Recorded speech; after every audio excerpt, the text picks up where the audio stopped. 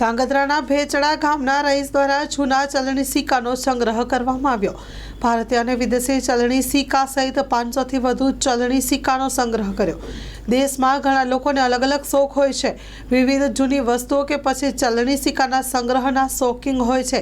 ત્યારે સુરેન્દ્રનગર જિલ્લાના ધાંગધ્રા તાલુકાના ભેચડા ગામના જુવાનસિંહ ઝાલાને ભારતીય તેમજ વિદેશી ચલણના સિક્કાનો સંગ્રહ કર્યો છે. Story report by Dinesh ગામવા, Dhrangadhra. મારું નામ ઝાલા અંજલીબા દિગ્વિજયસિંહ છે. મારા દાદાનું નામ જુવાનસિંહ મનુભા ઝાલા. તેમને ઘણા વર્ષોથી સિક્કા કલેક્શન કરવાનો શોખ હતો અને તેમને ઘણા બધા સિક્કા, લગભગ 500થી વધારે સિક્કા કલેક્શન કર્યા છે, જે અમને જોઈને ખૂબ જ આનંદ થાય છે અને તેમ અમને ભવિષ્ય માટેની પણ પ્રેરણા મળે છે. જેમ કે વિદેશના કોઈ ચાઇનાના છે, જાપાનના છે, તેમ ખાસ કરીને આપણા ભારત દેશના અગાઉના પૂર્વના સિક્કા પણ સારા લાગ્યા. મારું નામ જુવાનસિંહ મનુભા ઝાલા, ગામ ભેચડા, તાલુકો ધાંગધ્રા, જિલ્લો સુરેન્દ્રનગર.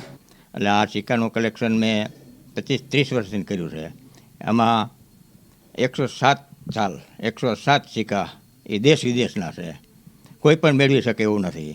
ત્યાર પછી 50ની સાલથી આપણું ભારતનું નાણું જે અમલમાં આવ્યું એ 50થી આજ 75ની સાલ સુધી 75 સિક્કા અને 75 વર્ષ આપણા આઝાદીના તમામ સિક્કાઓ અમે આવરી લીધા છે અને કોઈ પણ દેશ બનાવી શકે એવું છે નહીં. અને બીજા નંબરની અંદર મારી પાસે 500થી 700 સિક્કાઓ છે, એ ઘણા જૂના છે. આ સિક્કાનું કલેક્શન મેં અમુક મોટા મેળા ભરાતા હોય, મોટી કથાઓ હાલતી હોય, કોઈ ગુજરી ભરાતી હોય, અહીંયા મળતા અને હજી પણ મળે છે. પણ મહત્ત્વની ચીજ સાલની અને સિક્કાની કલેક્શનની છે કે આ એક કલેક્શન એવું બહાર પાડવું કે કોઈ પણ વ્યક્તિ બનાવી ન શકે. સિક્કા ઘણા લોકો પાસે છે, સિક્કો બનાવવો બહુ મુશ્કેલ છે અને સિક્કાની સાલ, સિક્કો ભલે નાનો હોય એની કિંમત નથી, પણ મહત્ત્વ સાલનો છે.